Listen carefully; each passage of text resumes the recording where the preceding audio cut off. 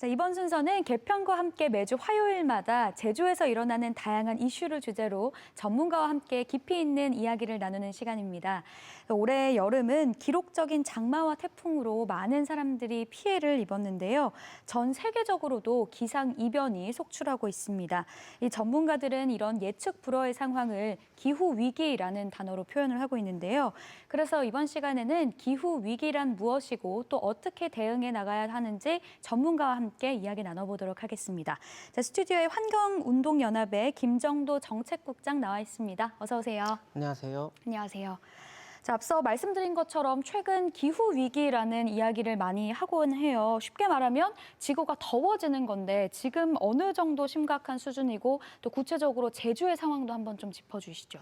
일단 전 세계적으로 보게 되면 지구 온도는 산업혁명 이후로 1도씨 정도 상승해 있는 상태고요.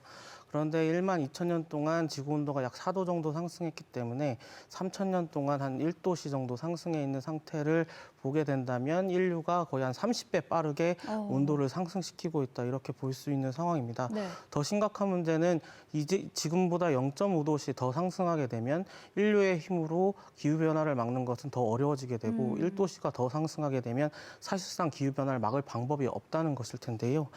이런 점은 제주도에서 더 심각하게 나타나고 있는데 네. 기상청 보고에 따르면 지난 100여 년 동안 우리 한반도의 기온은 1.8도씨 정도 상승했는데 제주도는 2.19도가 상승해 있는 상태입니다. 굉장히 네. 빠른 속도인데요. 네. 이를 증명하듯 제주도의 폭염 일수는 7일, 열대야 일수는 약 24일 증가를 했고요. 서리 일수는 11일이 감소하고 결빙 일수는 14일이 감소해 있는 상태입니다.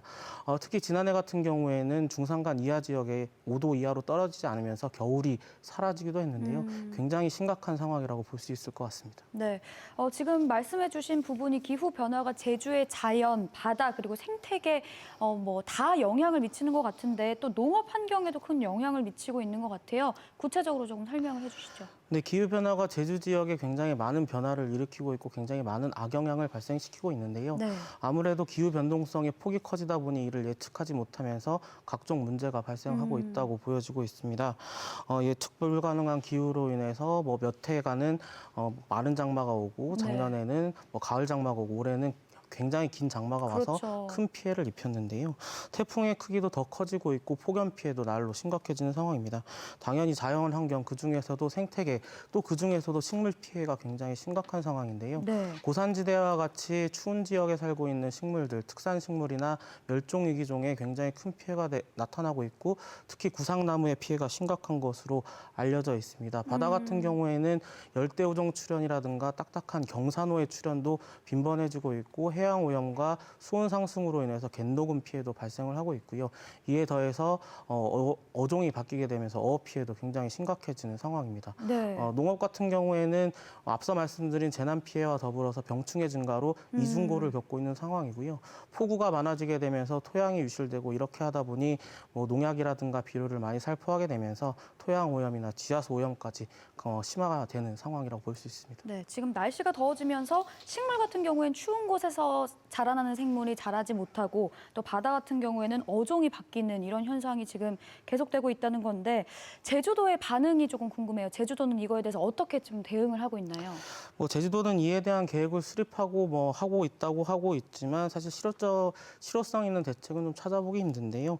가장 큰 문제는 기후위기를 대응한다고 하면서 기후위기에 역행하는 정책들을 하고 있다는 점일 것입니다. 네. 대표적으로 대규모 개발 사업을 통해서 녹지를 없애는 사업들이 대표적일 텐데요. 제2공항 사업이라든가 아니면 민간공원 특례 사업 등이 대표적인 사례라고 할 수 있겠습니다. 게다가 기후위기로 커지는 재해와 재난 때문에 특히 해안지대의 어떤 재해 예방에 대한 부분도 굉장히 미흡한 상황이고요. 기후위기를 전담하면서 이에 대한 연구나 정책 개발을 해야 할 컨트롤 타워도 없는 상황입니다. 또 이를 실행하기 위한 실행 부서도 굉장히 제한적으로 활동을 하고 있고요. 물론 예산적인 부분도 굉장히 그렇죠. 적고 네. 그렇기 때문에 이를 과연 제주도가 지금 위기를 위기 상황으로 직시하고 있는지에 대해서는 의문인 상황입니다. 그래서 얘기해 주신 부분이 제주도는 이런 부분에 대해서 대응을 하겠다라고 얘기는 하지만 막상 펼치는 정책을 보면 그렇지 않다 이렇게 지금 생각을 하시는 거죠. 특히 제주도의 정책 중에 탄소 없는 섬을 2030년까지 만들겠다 이런 정책이 있잖아요. 이 정책의 주요 골자 중에 하나가 전력 사용량 100%를 신재생 에너지로 전환을 하겠다 이런 내용인데 지금 이거에 대해서는 조금 잘 되고 있다. 어떻게 보시나요? 사실 카본프리 아일랜드 2030 계획이 잘 안 되고 있다고 보여지는데요. 왜냐하면 화력 발전이라든가 아니면 육지부에서 들어오는 전력을 어떻게 하겠다는 내용이 빠져 있기 때문입니다. 실제로 제주도는 LNG가 보급되면서 화력 발전의 양은 더 커진 상황이고요. 네. 그리고 육지부에서 들어오는 전기, 특히 이게 핵발전이나 석탄화력 발전에서 들어오는 전기일 텐데 이 부분도 막대하게 들어오는 상황입니다. 여기에 태양광이라든가 풍력 발전이 가세하게 되면서 굉장히 과잉 전기 공급이 발생을 하고 있는데요. 실제로 제주도의 그 전력 예비율 같은 경우에 30% 정도라고 하는데 쉽게 얘기해서 발전소 10개 중에 3개가 쉬고 있는 상황이라고 볼 수 있습니다. 결과적으로는 풍력 발전이나 태양광 발전이 들어갈 공간이 그만큼 적다 이렇게 얘기할 수 있을 것 같습니다. 오히려 지금 과잉 공급이 되고 있어서 그 공간을 다른 이런 신재생 에너지가 대체할 수 있는 여력이 없다 이렇게 얘기를 해주신 네, 거죠. 그러면 이 두 번째 골자가 수송수단의 100%를 전기 자동차로 바꾸겠다 이런 내용도 있었어요. 이거에 대해서는 조금 잘 되고 있다. 어떻게 평가를 하시나요? 전기 자동차 같은 경우에는 양적 공급 위주로 진행이 되다 보니까 좀 문제가 발생을 하고 있는데요. 특히 내연기관 자동차를 어떻게 할지에 대해서 전혀 고민을 하고 있지 않습니다. 네. 이러다 보니 내연기관 자동차는 내연기관 자동차대로 늘게 되고 전기차는 또 전기차대로 증가를 하게 되면서 교통체증이라든가 이런 이유로 교통 환경이 더욱 안 좋아지고 있는데요. 이러다 보니 비용이 그만큼 더 많이 들게 되고 탄소 배출도 더 많이 나타나고 있는 상황입니다. 그래서 내연기관 자동차에 대한 대책을 빨리 수립하지 않는 이상 사실상 계획의 완성은 어렵지 않나 이렇게 보여집니다. 지금 그렇다면 기후 위기를 대응을 하기 위해서 제주도에서 어떤 정책들을 펼쳐야 한다고 보시나요? 일단 화력 발전이라든가 육지부에서 들어오는 전기를 어떻게 할 것인지, 어떻게 줄여나갈 것인지에 대한 대책 마련이 필요하다고 보여지고요. 이를 위해서는 전기 절약 기술의 어떤 보급이나 지원, 연구와 투자도 분명히 필요할 걸로 보여집니다. 그리고 최근 대중교통 정책이 후퇴했다는 평가를 받고 있는데요. 대중교통의 편의성을 좀 증대시킬 수 있도록 버스 공영제라든가 노선 재조정 등이 좀 필요할 걸로 보여집니다. 네. 그리고 과도한 도로 건설도 문제로 지적이 되고 있는 상황인데요. 불필요한 도로는 줄이고 사람이 걷기 편한 도로 정책으로 좀 전환할 필요가 있다고 보여지고요. 또 대규모 개발 사업이 미치는 영향이 굉장히 큰데 도시계획심의라든가 환경영향평가심의에서 기후위기에 대한 부분을 좀 더 강하게 심의할 필요가 있다라고 생각이 들어지고요. 네. 당연하게도 또 대규모 개발 같은 경우는 지양할 필요가 있다고 봅니다. 또 관광 분야에 있어서는 생태관광이라든가 아니면 공정여행 이런 부분에 대한 지원 확대가 당연히 필요할 거고요. 네. 한라산이라든가 이런 부분에 있어서는 탐방객 조절이라든가 제한 정책도 강하게 가져갈 필요가 있다고 보여집니다. 네. 그렇다면 기후 변화 대응을 위해서는 환경 변화 모니터링도 조금 중요할 것 같은데요. 이 부분에서는 제주도가 어떤 노력을 좀 해야 될까요? 모니터링은 장기적으로 진행하고 또 자료를 축적하게 되면 그 위력을 더하게 되는데요. 축적된 자료의 양에 비례해서 미래 예측이라든가 아니면 정책 개발이 그만큼 쉬워지기 때문입니다. 네. 현재 좀 개별적으로 나눠지고 산발적으로 이루어지고 있는 연구 기능을 통합해야 되는 이유가 여기에 있을 텐데요. 분산된 연구 기능이나 조사 기능을 통합한 어떤 기관의 출연을 좀 고민할 필요가 있고 더 나아가서는 국가에 의한 어떤 국책 사업으로 좀 진행할 필요성도 있어 보입니다. 네. 이 기후 변화 대응을 우리가 이 위기를 대응을 하기 위해서는 제주도의 정책도 중요하지만 사실 시민들의 참여도 굉장히 중요하잖아요. 시민들은 조금 어떤 행동을 해야 될까요?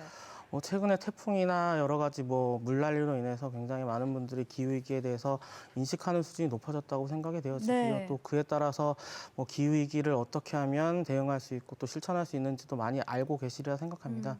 문제는 이것들을 실천할 용기를 내는 것이라고 생각이 들어지고요. 네. 일단 티끌 같은 행동들이 모여서 태산 같은 변화를 이끌어낼 수 있는 만큼 여러분들의 어떤 실천을 습관화시키는 부분부터 시작을 해야 된다고 생각이 되어지고요. 네.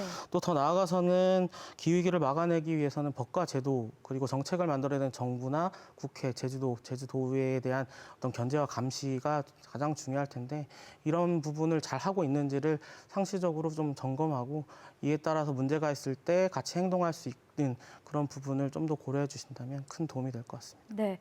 그렇다면 마지막으로 기후 변화에 대해서 우리가 왜 이렇게 적극적으로 대응해야 되는지 짧게 한번 정리를 해주시죠.